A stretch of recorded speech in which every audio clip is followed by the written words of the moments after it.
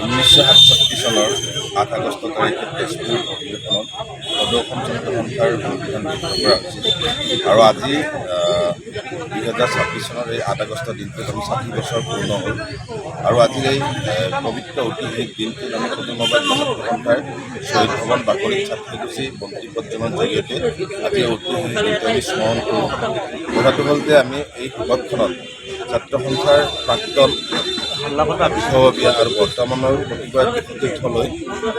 শুভেচ্ছা জ্ঞাপন কৰিছোঁ আৰু আজি এই শপতখনত আমি জিলা ছাত্ৰ সন্থাৰ বাকৰিত ছাত্ৰীগোষ্ঠী ভক্তি প্ৰজন্ম স্মৰণ কৰি আমি এটা কথা আশা কৰিম যে সদৌ অসম ছাত্ৰ সন্থাৰ এই বহুদিনৰ যি যাত্ৰা এই যাত্ৰা সদায় অবিৰতভাৱে থাকক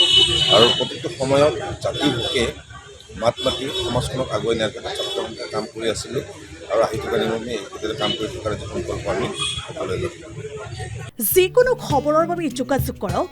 9181 307 221 আমাৰ এই নম্বৰত।